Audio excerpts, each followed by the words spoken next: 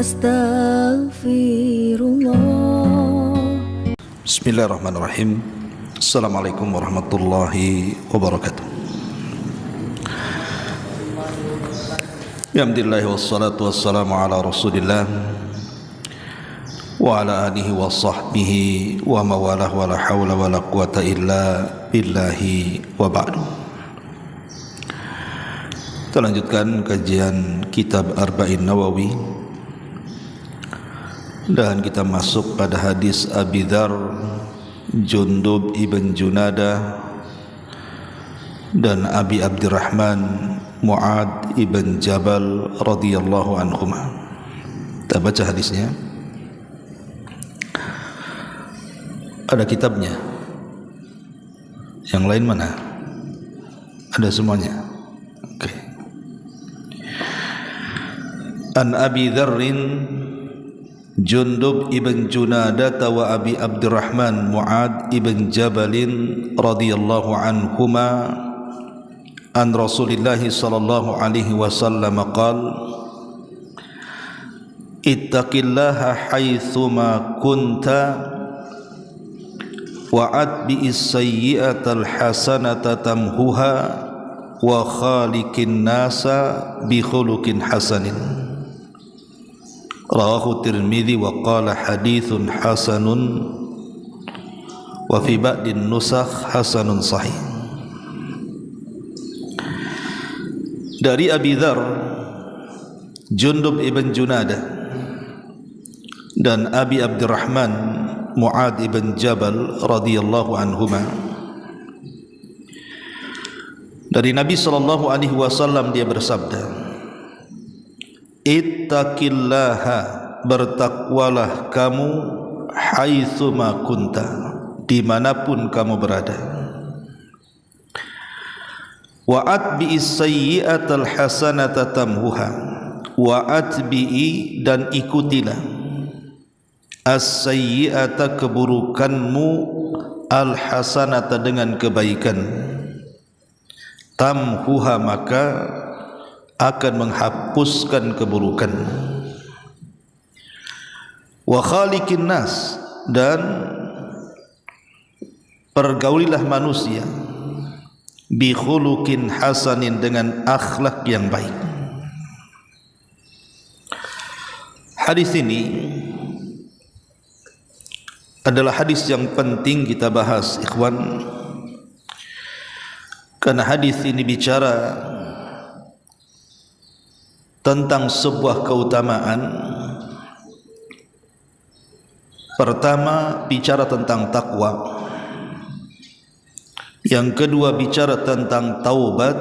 Dan yang ketiga, bicara soal akhlak. Jadi ada 3 poin di sini. Apa itu takwa, dan apa itu taubat, dan apa itu akhlak. Ali radhiyallahu an pernah ditanya apa itu takwa. Kata beliau, at-taqwa al-khawfu minal jalil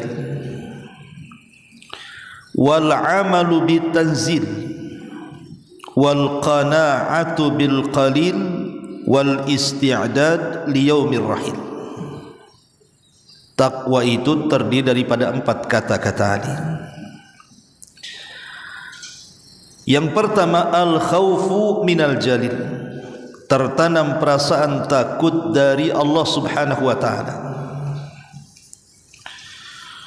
Yang kedua, al-amalu bitanzil, berusaha untuk mengamalkan apapun yang diturunkan dari langit, Al-Quranul Karim, dan juga sunnah Nabi sallallahu alaihi wasallam. Dan yang ketiga, al-qana'atu bil qalil, redha dengan pemberian Allah sekalipun tidak banyak.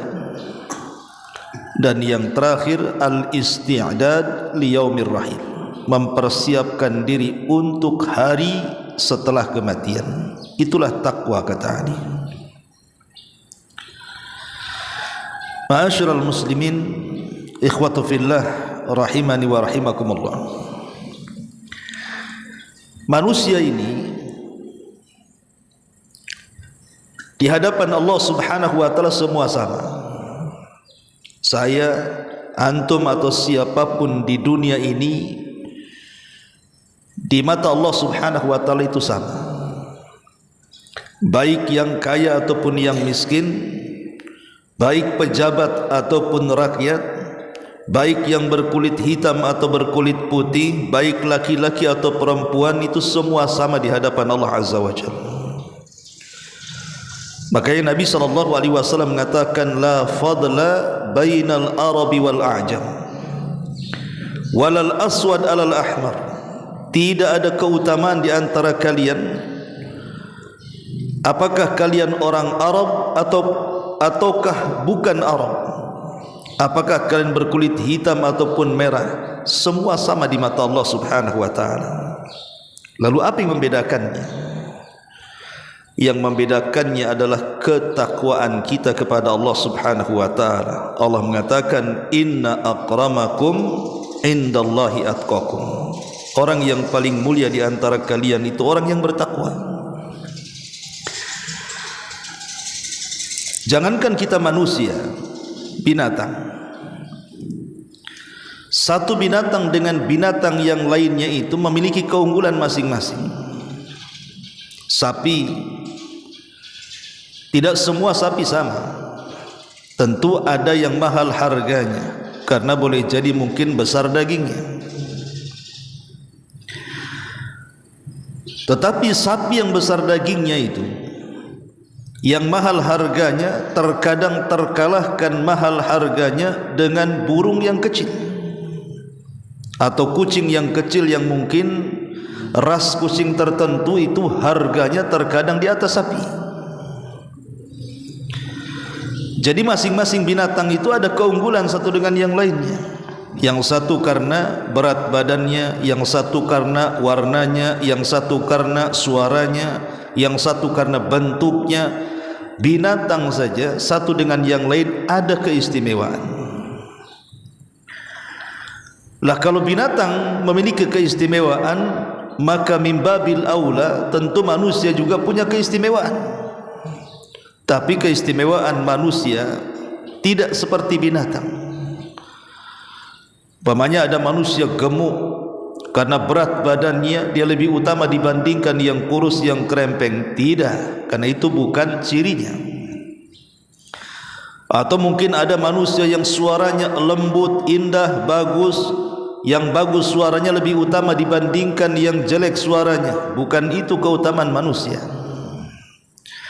Atau mungkin dari segi rupanya, dari segi bentuknya, ada yang ganteng, yang cantik, yang elok, itu lebih utama dibandingkan yang buruk rupa, yang jelek bentuk. Tidak, bukan itu masalahnya. Tapi keutamaan pada manusia itu bukan di bentuk, bukan di warna, bukan di suara, tetapi ketakwaan dia kepada Allah Subhanahu wa taala. Itulah yang membedakan kita dengan yang lainnya, bahkan yang membedakan kita dengan binatang sekalipun. Jadi takwa ini penting, karena kita akan menjadi mulia karenanya. La Ali radhiyallahu an menjelaskan takwa itu al-khaufu minal jalil. Tertanam perasaan takut dalam hati kita kepada Allah Subhanahu wa taala. Ketika orang bermaksiat kepada Allah Azza wa Jalla, dia tidak jadi maksiat karena takut kepada Allah. Orang mau berjudi tak jadi judi karena takut. Orang mau berzinah tak jadi berzinah karena takut. Orang yang mau mencuri tidak jadi mencuri karena takut. Dan begitu seterusnya. Jadi takwa itu artinya menjauh daripada larangan Allah karena takut kepada Allah Subhanahu wa taala. Ini yang pertama. Bahkan takut itu bukan hanya sekedar maksiat saja. Orang yang berzinah dia takut, orang yang minum khamar dia takut, orang yang berjudi dia takut. Tapi rasa takut kepada Allah itu bukan sekedar itu. Persoalannya artinya bukan sekedar maksiat saja, sampai harus ditanamkan kepada perkara ibadah. Takut kalau solat kita tidak diterima, takut kalau sedekah kita ditolak, takut kalau puasa kita tidak berpahala, takut kalau haji kita hanya lelah saja, dan begitu seterusnya. Jadi takut itu universal, sifatnya mencakup segalanya. Yang kedua, wal amalu bitanzil, beramal dengan yang diturunkan Allah, maksudnya Al-Quran, beramal dengan isi Al-Quran. Para ulama mengatakan fahmul hudud khairun min fahmil huruf. Memahami batasan-batasan dalam Al-Quran, ini perintah, ini larangan, ini yang dihalalkan, ini yang diharamkan, itu lebih baik dibandingkan hanya sekedar memahami bagaimana cara bacaan Quran, bagaimana cara tajwid Quran, bagaimana cara tahsin Quran, bagaimana cara mengucapkan makharijul huruf Quran. Kita katakan penting mempelajari tahsin itu, tetapi lebih penting lagi adalah mempelajari isi kandungan daripada Quran, karena itu tujuan Quran diturunkan. Kemudian juga ada yang kedua selain Quran, hadis Nabi SAW itu juga datang dari Allah. Makanya Allah mengatakan wa ma yantiqu anil hawa in huwa illa wahyun yuha. Nabi itu tidak pernah mengucapkan dengan hawa nafsunya, tapi Nabi mengucapkan dengan wahyu yang diwahyukan kepadanya. Kata Rasul, inni utitul kitab wa mislahu ma'ah, aku diberikan Quran dan yang semisalnya, maksudnya sunnah Nabi SAW. Maka ciri orang yang bertakwa adalah yang mengamalkan perintah Allah Subhanahu wa taala, baik dari Quran ataupun dari sunnah Nabi. Kemudian juga yang ketiga, kata Ali bin Abi Thalib, wal qanaatu bil qalil. Ciri orang yang bertakwa adalah qanaah. Qanaah itu artinya redha, rela, ikhlas dengan apa yang Allah berikan kepada kita. Karena banyak di antara manusia, kalau diberikan melimpah ruah dari kekayaan, dia sangat bersyukur. Tapi kalau seandainya kekayaan itu dicabut oleh Allah Subhanahu wa taala, tidak bersyukur dia, tidak terima dengan takdir Allah Azza wa Jalla. Kenapa saya tidak kaya, kenapa si fulan kaya? Kenapa saya sakit terus, kenapa si fulan sehat? Kenapa anak saya nakal, kenapa anak si fulan bagus? Dan begitu seterusnya. Tidak menerima dengan takdir artinya tidak qanaah. Qanaah itu harus rela dengan yang sedikit. Karena yang sedikit ini kalau berkah itu menjadi banyak, tapi yang banyak kalau tidak berkah menjadi sedikit. Kemudian yang terakhir, wal isti'dad liyaumir rahil. Takwa ini adalah persiapan. Untuk apa? Untuk hari setelah kematian. Makanya tidak ada bekal terbaik melebihi takwa. Kata Allah Subhanahu wa taala, wa tazawwadu fa inna khaira zadi taqwa, berbekalah kalian karena tidak ada bekal yang paling baik melebihi takwa. Ayat ini bicara tentang ahlu Yaman. Jadi penduduk Yaman ini, mereka mau haji tapi nekat. Jadi haji nekat judulnya, karena berpikir bahwa haji ini ibadah yang mulia. Pasti dalam perjalanannya Allah Subhanahu wa taala tidak membiarkan mereka begitu saja. Pasti Allah akan menjaganya. Jadi berangkatlah penduduk Yaman haji ke Mekah tanpa bekal. Kemudian di tengah jalan kelaparan mereka, kehausan mereka, tidak ada yang diminum, tidak ada yang dimakan. Sampailah kabar ini kepada Nabi SAW. Kemudian turun ayat, wa tazawwadu fa inna khaira zadi taqwa, berbekal kalian. Mau safar, bekali. Jangan safar tak bawa bekal. Karena bagaimanapun tawakal saja tidak cukup, harus ada sebab. Karena orang yang dikatakan tawakal itu kalau mengambil sebab. Berbekal kalian kalau mau safar, walaupun sebaik-baik bekal itu takwa, kata Allah. Dari sini kita tahu bahwa orang yang bertakwa adalah orang yang sudah mempersiapkan dirinya untuk kehidupan setelah kematian. Makanya ciri orang yang bertakwa di awal-awal surah Al-Baqarah itu apa? Alladzina yu'minuna bil ghaibi. Orang-orang yang beriman dengan perkara yang abstrak, yang tidak terlihat, yang gaib. Ketika seseorang itu beriman dengan perkara yang gaib, ikhwatu fiddin yang dimuliakan Allah Subhanahu wa taala, seperti beriman adanya malaikat, kita katakan malaikat itu ada walaupun tidak terlihat. beriman kepada jin, maka kita katakan jin itu ada walaupun tidak terlihat. Beriman kepada iblis dan setan, kita katakan iblis dan setan itu ada walaupun tidak terlihat. Bukan percaya kepada jin dan setan, maksudnya percaya bahwa mereka ada walaupun tidak tampak. Beriman tentang adanya azab kubur, beriman tentang adanya nikmat kubur, beriman tentang adanya kebangkitan pada hari kiamat dengan berbagai macam hisab, timbangan dan suhufnya, beriman dengan adanya surga dan neraka, kenikmatan dan azabnya. Itu semua mendorong kita untuk bertakwa kepada Allah Subhanahu wa taala. Karena kalau kita sudah beriman ada kehidupan setelah kematian, pasti di dunia kita persiapan. Tidak mungkin tidak akan persiapan. Dan persiapan yang sesungguhnya adalah ketakwaan kepada Allah Subhanahu wa taala. Makanya yang keempat kata Ali bin Abi Thalib, al-isti'dad li yaumir rahil. Inilah takwa menurut Ali bin Abi Thalib radhiyallahu anhu. Ada juga yang memaknai takwa itu menurut Abdullah ibn Mas'ud radhiyallahu anhu. Apa kata Abdullah ibn Mas'ud radhiyallahu an ketika mentafsirkan surah Al-Imran ayat 103, wala tamutunna illa wa antum muslimun. Janganlah kalian ya ayyuhalladzina amanu taqullaha haqqa tuqatih wa la tamutunna illa wa antum muslimun. Wahai orang yang beriman, bertakwalah kepada dengan sebenar-benar takwa dan jangan mati kecuali dalam kondisi muslim. Abdullah bin Mas'ud mengatakan, apa itu takwa? Beliau mengatakan, an yuta'a fala yu'sa wa yudhkar fala yunsa wa an yushkar fala yughfar. Takwa itu agar Allah ditaati dan tidak dimaksiati. Takwa itu agar Allah diingat dan tidak dilupakan.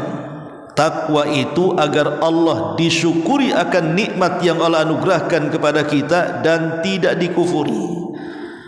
Inilah takwa menurut Abdullah ibn Mas'ud. Kita bertakwa kepada Allah artinya kita mentaati perintah dan menjauhi maksiat. Kita takwa artinya kita senantiasa berzikir kepada Allah dan tidak melupakannya. Kita takwa artinya kita bersyukur akan nikmat Allah dan tidak kufur akan nikmatnya. Lain perkataan Ibnu Mas'ud, lain pula perkataan Talaq ibn Habib. Beliau ketika memaknai takwa, kata Talaq ibn Habib rahimahullahu ta'ala, beliau mengatakan at-taqwa an ta'mala bi ta'atillahi ala nuri minallah tarju thawaballah wa an tatruka ma'siyatallahi ala nuri minallahi takhafu iqaballahi. Kata Talaq bin Habib, takwa adalah engkau mengamalkan dengan ketaatan kepada Allah karena dasar bimbingan dari Allah, kemudian mengharap pahala dari Allah. Jadi engkau mengamalkan ketaatan, salat, puasa, zakat, haji, baca Quran, zikir, sebutkan ibadahnya yang merupakan ketaatan kita kepada Allah Subhanahu wa taala. An ta'mala bi ta'atillah ala nurin minallah. Tetapi ketaatan-ketaatan tadi tidak bisa diamalkan begitu saja kalau tanpa ada bimbingan dari Allah. Harus ada bimbingan dari Allah. Salat tidak boleh dikerjakan kecuali dibimbingan dari Allah, baik dalam Al-Quran ataupun dalam sunnah Nabi SAW. Sebab kalau ibadah tanpa bimbingan bisa sesat. Kemudian setelah mendapatkan bimbingan dari Allah dan Rasulnya, baru kita mengharap adanya pahala. Ataupun sebaliknya, engkau meninggalkan kemaksiatan kepada Allah karena bimbingan dari Allah. Itu semua dilakukan karena takut kepada Allah Subhanahu wa ta'ala. Itulah takwa. Takwa itu berkisar antara raja dan khauf, harapan mendapatkan pahala dan takut mendapatkan siksa. Ketika kita berharap dapat pahala, maka kita rajin beramal saleh, berusaha untuk mencari bimbingan dari Allah dan Rasulnya. Ketika kita takut dari dosa, kita meninggalkan maksiat kepada Allah, pun mencari bimbingan dari Allah dan Rasulnya. Itulah ketakwaan menurut Talaq Ibn Habib rahimahullahu ta'ala. Abu Darda rahimahullahu ta'ala radhiyallahu anhu juga mengatakan, tamamut taqwa an yattaqiyallaha al-'abdu hatta yatayaqqanahu min mithqali dzarratin wa hatta yatruka ba'dha ma yara annahu halalun khasyata an yakuna haraman yakunu hijaban bainahu wa bainal haram fa inna Allaha qad bayyana lil ibadi alladhi yasiruhum ilaihi. Faqala Allah azza wa jalla wa man ya'mal mithqala dzarratin khairan yarah wa man ya'mal mithqala dzarratin syarran yarah fala tahkiranna syai'an minal khairi an taf'alahu wa la syai'an minasy syarri an yattaqiyahu. Apa kata Abu Darda radhiyallahu an ketika bicara soal takwa? Dia mengatakan, tamamut taqwa, kesempurnaan takwa itu an yattaqiyallah al-'abdu, seorang hamba takut kepada Allah, hatta yatayaqqanahu min mithqali dzarratin, sampai dia yakin sekecil apapun dari amal saleh pasti akan dilihat Allah. Wa hatta yatruka ba'dha ma yara annahu halal, ataupun dia meninggalkan sebagian yang dilihat itu perkara halal, takut kalau seandainya jatuh kepada yang haram. Ya, sebagai bentuk hijab, kata beliau, antara dia dan yang haram. Karena Allah subhanahu wa ta'ala sudah menjelaskan kepada hamba-hambanya, sebagaimana Allah mengatakan, barang siapa yang beramal walaupun sebiji zarah sebuah kebaikan pasti dilihat Allah. Barang siapa yang beramal walaupun sebiji zarah dari keburukan pasti dilihat Allah. Maka jangan remehkan sesuatu yang baik untuk dikerjakan, jangan pula meremehkan sesuatu yang buruk, segera tinggalkan. Jadi Abi Darda radhiyallahu anhu ingin menjelaskan kepada kita bahwa takwa itu jangan pernah meremehkan amal sekecil apapun atau keburukan sekecil apapun. Jangan remehkan amal sekecil apapun. Boleh jadi yang kecil inilah yang membukakan sorga kepada kita. Dahulu ada seorang wanita, istri daripada Harun ar-Rasyid. Jadi salah satu istri Harun ar-Rasyid ini namanya Zubaidah. Zubaidah ini melaksanakan haji bersama suaminya Harun ar-Rasyid dari Basrah menuju Mekah. Di zaman itu Mekah tidak seperti zaman sekarang, sulit untuk mencari air dan mendapatkannya, sehingga banyak jemaah haji yang kehausan. Bahkan sebagian mereka mati karena kehausan, karena tidak ada minuman yang diminum. Loh, sekarang sudah melimpah Zam-Zam di mana-mana. Jadi Zubaidah ini akhirnya mengeluh kepada suaminya dan mengatakan, wahai suamiku, aku kasihan dengan jemaah haji itu, mereka mati karena kehausan. Bagaimana kalau uang pribadiku kusumbangkan kepada mereka untuk membuat mata-mata air yang terbentang dari Mina sampai ke Arafah? Akhirnya suaminya mengizinkannya. Maka kemudian Zubaidah pun mulai menggali mata-mata air dengan biaya yang banyak. Akhirnya keluarlah mata-mata air yang terbentang dari Mina ke Arafah, sehingga jemaah haji tidak ada lagi yang mati kehausan. Mereka bisa minum dengan air-air itu. Makanya sejarah membuktikan kebaikan Zubaidah ini. Sampai hari ini orang-orang Arab menyebutnya Ainu Zubaidah, mata airnya Zubaidah. Sampai hari ini ada tuh mata air Zubaidah itu.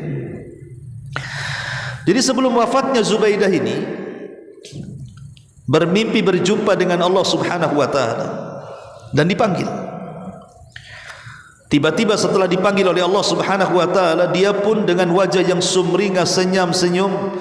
Kemudian dikatakan kepada Zubaidah, ma fa'alallahu biki ya Zubaidah, apa yang Allah lakukan kepadamu wahai Zubaidah? Maka Zubaidah mengatakan, ghafarali Rabbi, Rabbku sudah mengampuni dosa-dosaku. Kemudian dikatakan kepada Zubaidah, abi aidin amiltiha ya Zubaidah, apakah Allah mengampuni karena engkau sudah membuat mata-mata air yang banyak sehingga mampu memberikan minum jemaah haji yang cukup banyak dan mereka diselamatkan dari nyawa-nyawa mereka sehingga tidak kehausan. Kata Zubaidah, al-ainu wa mal ainu, mata air, apalah artinya mata air, kata dia, bukan itu. Lalu apa yang menyebabkan Allah mengampuni dosa? Maka Zubaidah mengatakan, biraqataini fi jawfil laili uhafidu alaihima, yang membuat Allah mengampuni dosa-dosaku adalah karena aku senantiasa menjaga solat 2 rakaat di tengah malam dan aku tidak pernah meninggalkannya, solat tahajud.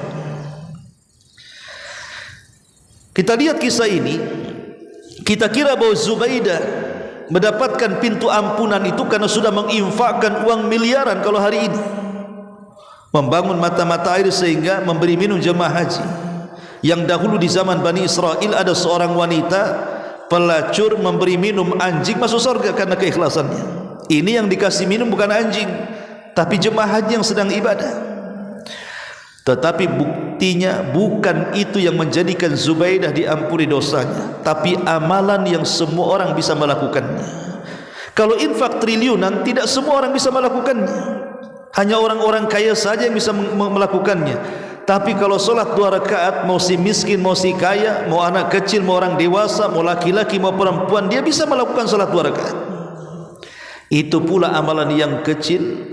Rupanya itu pula Zubaidah diampuni dosa-dosanya. Maka dari sini kata Abu Darda ketika bicara soal takwa, jangan remehkan kebaikan sekecil apapun, laksanakan. Sebagaimana jangan memandang keburukan sekecil apapun, tinggalkan.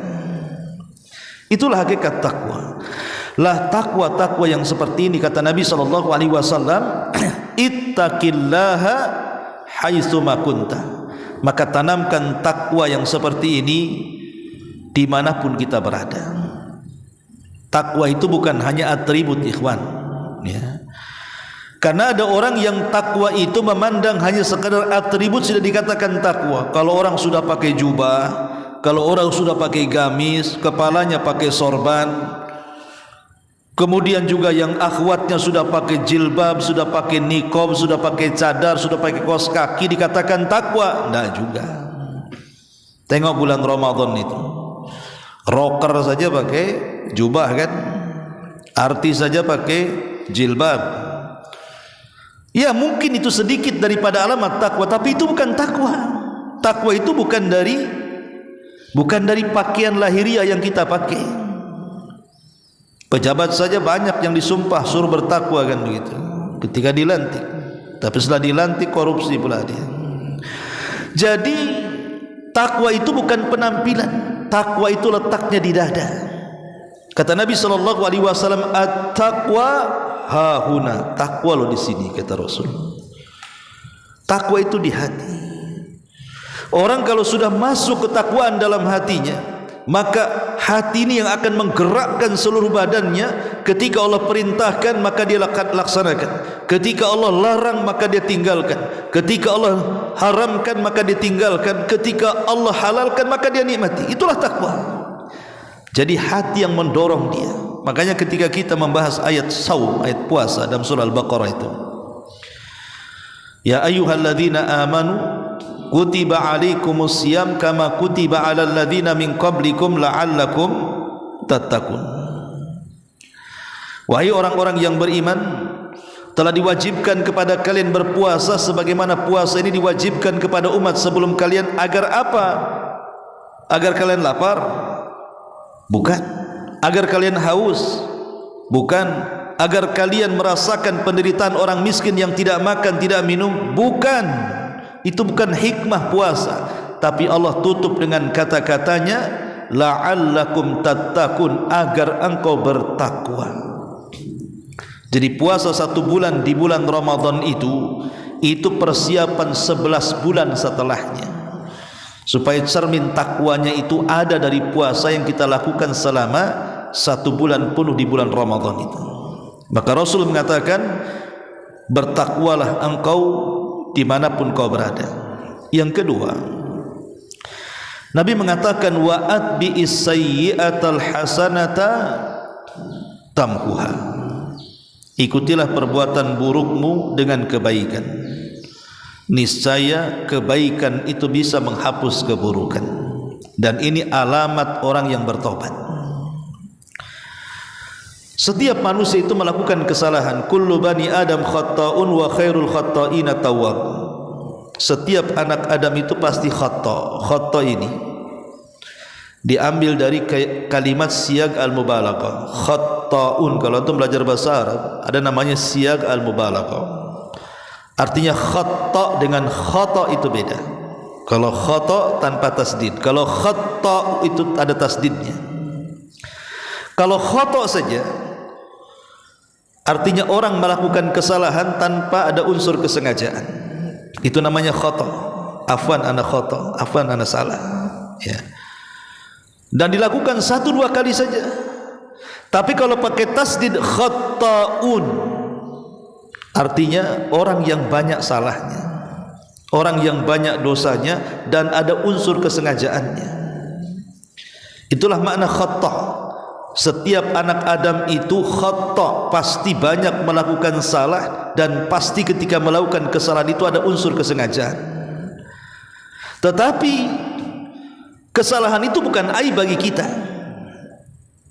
Jangan mencela kesalahan orang, karena kita juga berbuat salah. Kesalahan itu bukan aib, karena semua manusia berbuat salah. Bukan hanya kita, para nabi aja berbuat salah. Nabi Adam berbuat salah, jangan makan buah, dimakan dia.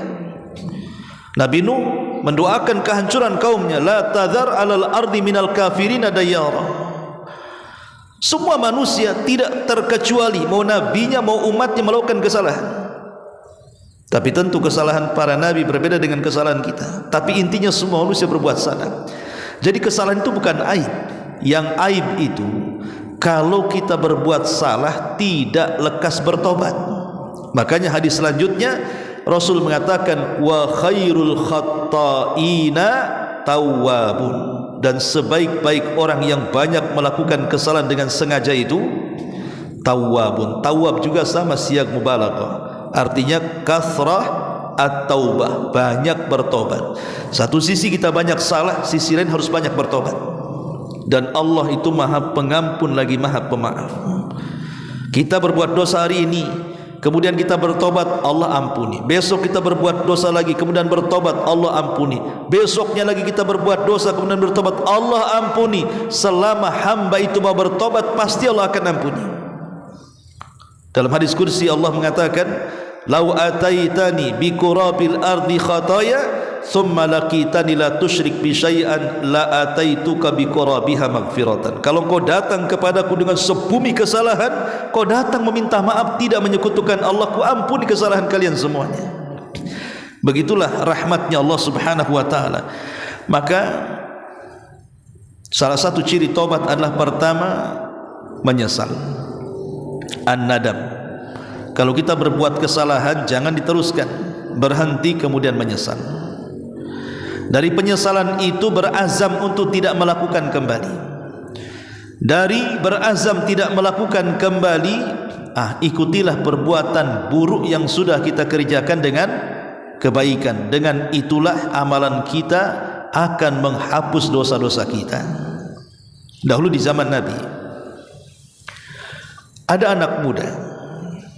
Ingat bahwa dosa di masa itu yang kecil bagi mereka, yang kecil bagi kita itu dianggap besar bagi mereka. Jadi di zaman para sahabat, dosa yang dianggap oleh kita itu kecil, di kalangan para sahabat itu dianggap besar, karena mereka saking takutnya dengan dosa. Kalau kita kan tidak, ini kan dosa kecil saja katanya, belum dosa besar. Kalau zaman dulu yang kita anggap besar itu, yang kita anggap kecil dosa itu dianggap besar oleh mereka. Makanya ada anak muda, dia berkhalwat dengan wanita, kemudian menciumnya, kemudian setelah itu dia menyesal, seolah-olah dia melakukan dosa sebesar-besarnya dosa. Datang kepada Nabi, ya Rasulullah, saya sudah melakukan khalwat dengan perempuan dan saya sampai menciumnya. Apakah saya bisa bertobat dari dosaku ini wahai Rasul? Maka Nabi SAW mengatakan, hal sallaital asra ma'i jama'atan, apakah engkau tadi solat asar bersamaku berjamaah? Maka anak muda ini mengatakan, ya wahai Rasul, aku solat di belakang. Maka Rasul mengatakan, idhab faqad ghafarallahu lak, pergilah, Allah sudah mengampuni dosa-dosamu, karena Allah mengatakan innal hasanat yudhibnas sayyi'at, karena kebaikan-kebaikan itu bisa menghapuskan keburukan. Sampai ada satu kisah, seorang laki-laki datang kepada Abdullah ibn Abbas radhiyallahu anhu dan mengatakan, wahai Ibnu Abbas, aku mencintai seorang wanita, kemudian aku melamarnya, ditolaknya lamarunku oleh wanita itu. Datang pula laki-laki lain melamar dia, ternyata diterima. Sakit hati aku, ku bunuh wanita itu. Kemudian kata orang ini, bagaimana caranya aku bertobat dari pembunuhan ini? Maka Abdullah ibn Abbas radhiyallahu anhu mengatakan, apakah engkau punya orang tua? Dia mengatakan, ya. Kalau begitu berbuat baiklah kepada orang tuamu. Salah seorang murid Ibnu Abbas berkata kepada Ibnu Abbas, Ibnu Abbas, orang ini tanya, dia sudah bunuh orang, ada enggak tobat bagi dia? Kenapa jawabanmu bertanya adakah orang tuamu? Dia jawab ada, berbuat baiklah kepada orang tuamu. Saya tidak bisa cerna tu antara pertanyaan dan jawaban itu. Pertanyaan kemana, jawaban kemana? Maka Ibnu Abbas menjelaskan, maksud saya bertanya kepada dia tentang orang tuanya dan suruh berbuat baik, mudah-mudahan pahala berbuat baik dia kepada orang tua bisa menghapuskan dosa pembunuhannya.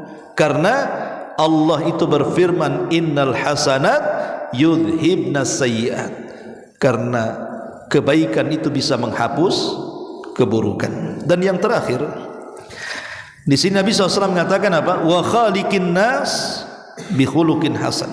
Dan ini penting bagi antum sebagai santri, sebagai para talabatul ilmi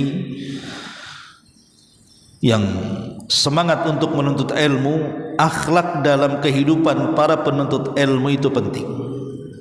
Penting sekali. Yang membedakan para talabatul ilmi, orang-orang yang sudah hijrah, semangat belajar, dengan orang-orang yang ada di luar sana itu, ikhwan, itu tercermin dari akhlaknya. Kalau akhlak antum buruk, apa bedanya antum dengan mereka? Berarti ilmu tidak merubah antum. Harusnya para talabatul ilmi harus lebih berakhlak dibandingkan orang-orang awam. Ketika orang-orang awam bicaranya kasar, antum lembut, antum santun, dan tidak terkeluar kecuali kalimat-kalimat thayyibah. Ketika orang-orang sana umpamanya bersikap tidak sopan, maka seorang talabatul ilmi itu harus sopan.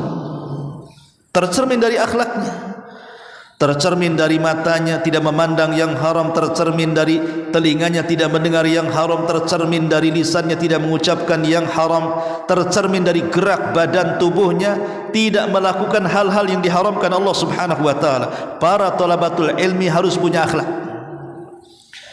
Kalau tidak punya akhlak, enggak ada bedanya antum dengan mereka. Kenapa? Karena ilmu itu merubah segalanya.